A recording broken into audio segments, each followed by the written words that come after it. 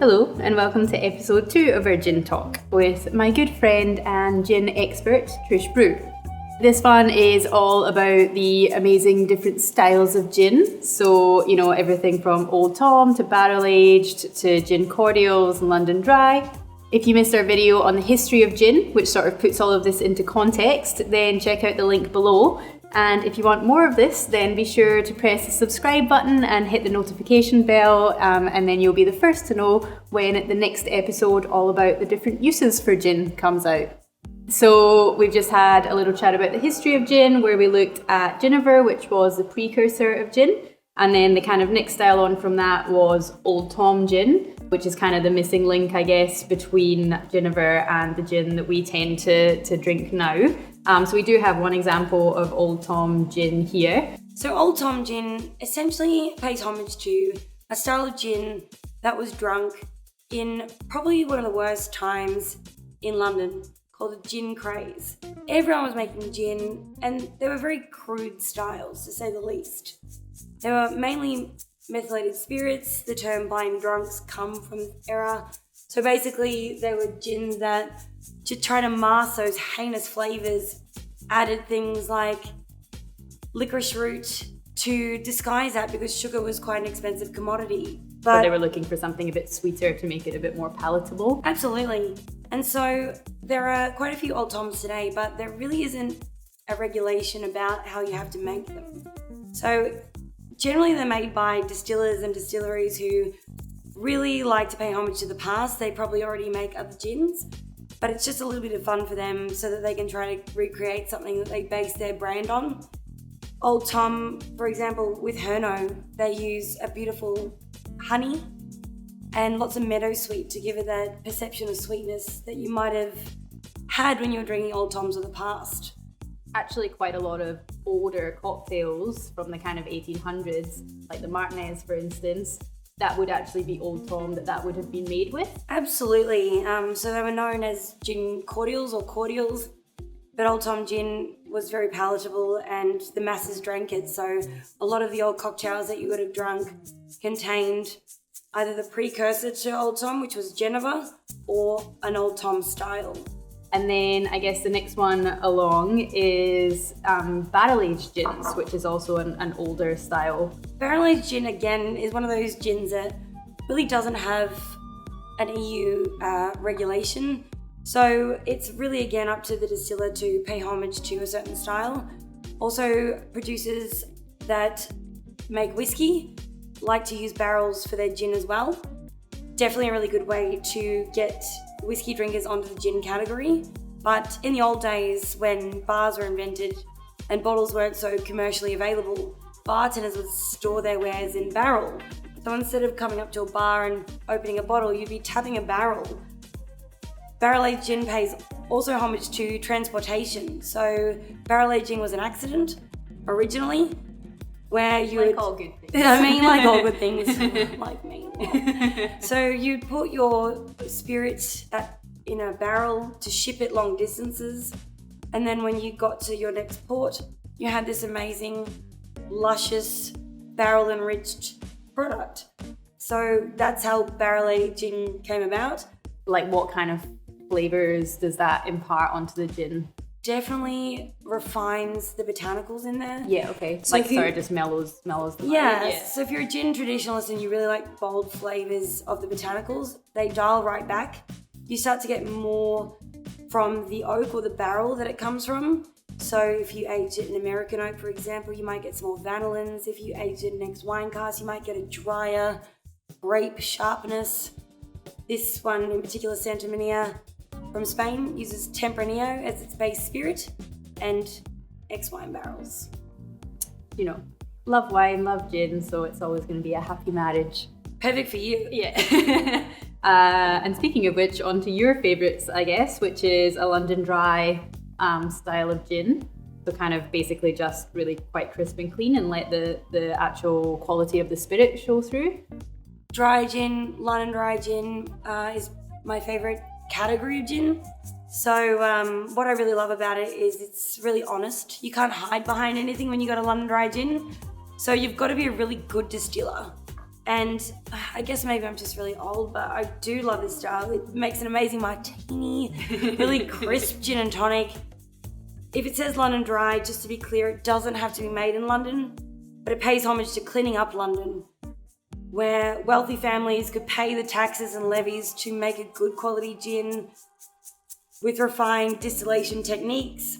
To be a London Dry, they must use all fresh botanicals distilled together at the same time, and it must be very clearly juniper driven, which takes a really good distiller, because I've tried making gin, don't recommend.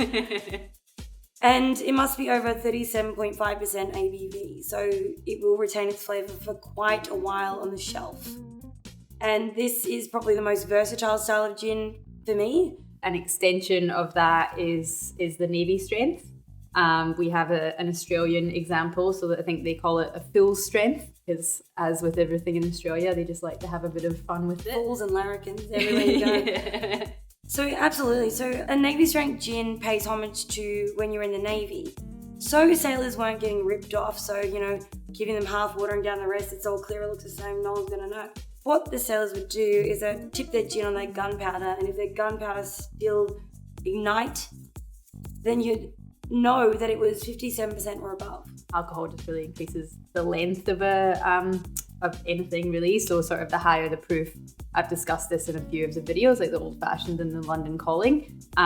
If you have a higher proof alcohol, then it'll obviously just stand up really well against all of the other flavours that you're sort of mixing it with. Absolutely. Less diluted, so less water added after distillation. And then these ones are fun colours. What's that about? Love fun colours. So other styles of gin that you might come across, one is a SLOE gin, which is in the category of gin cordial. Plymouth SLOE, one of the oldest styles. Obviously, they already make a gin.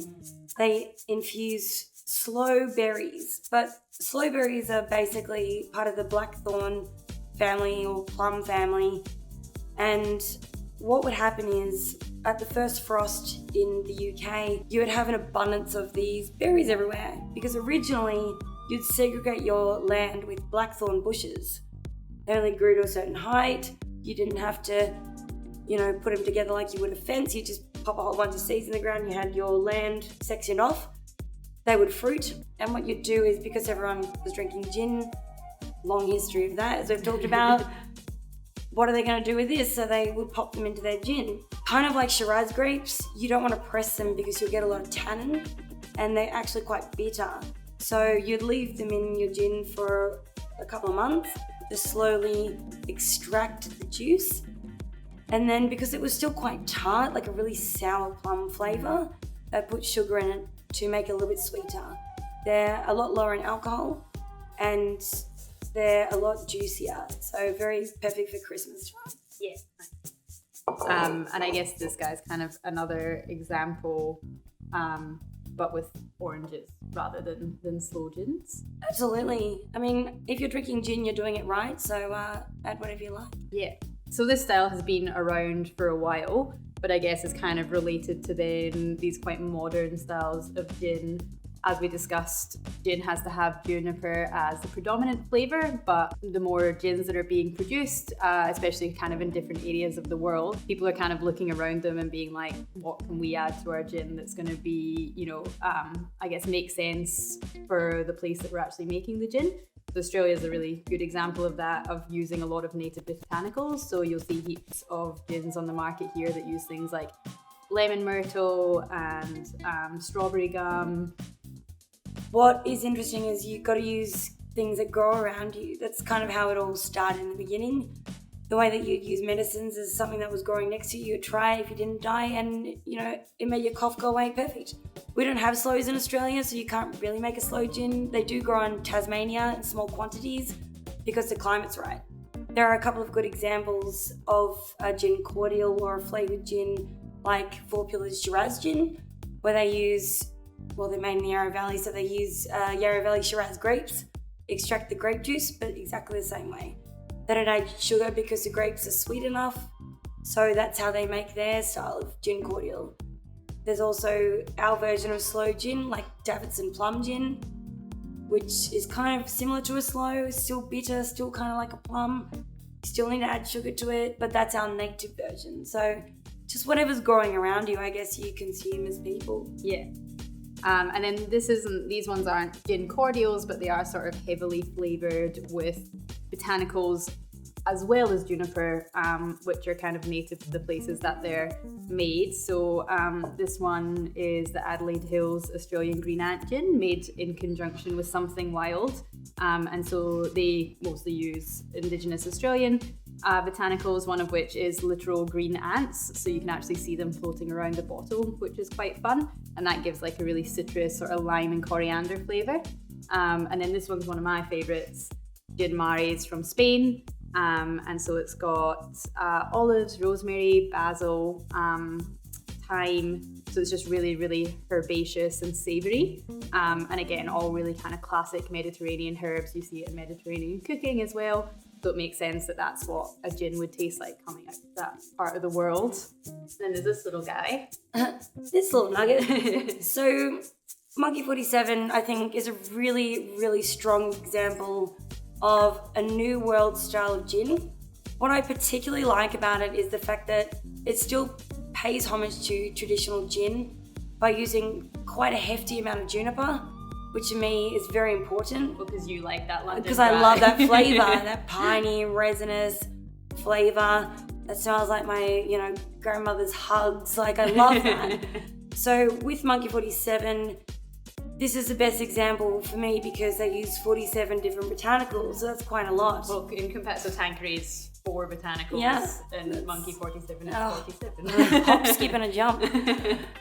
47% as well, so higher in alcohol. I love flavour, so more alcohol gives you more flavour and a better night on the town. And they use quite a lot from the Black Forest in Germany where they're based, Schwarzwald, Black Forest. So lavender, lingonberries, quite a lot of juniper, and it's very unique to that part of the world. So it really gives you a sense of place, which is super important. While also, I guess, tying into that very juniper forward traditional style, as opposed to maybe some of these other ones, which are a little bit more, led by other flavors, I guess. Absolutely. I think if I would describe myself as a drink, it would be a warm shot of Monkey 47 because it's a lot to take in, but definitely worth it in the long run. You're like, I'm just going to keep holding this. Okay, then. And I'm off. And then this one I just kind of brought as a little, and again, a bit of an interesting example. As we discussed, gin doesn't have to be made from anything in particular in terms of the actual spirit. So grain is the most obvious one, but there's also now a lot of people using wine grapes or grapes in general. Anything that has sugar can be distilled into a spirit. So this one is actually made from sheep's whey, which obviously then kind of translates into quite a creamy, almost like yogurty sort of flavour and a little bit of a heavier mouthfeel, which is pretty interesting too. We're definitely in an exciting time for gin. You are spoiled for choice. So you should definitely have a little taste through and let me know in the comments what you reckon your favourite style is. And if you want more of this, then be sure to press the subscribe button and hit the notification bell, and then you'll be the first to know when the next episode all about the different uses for gin comes out.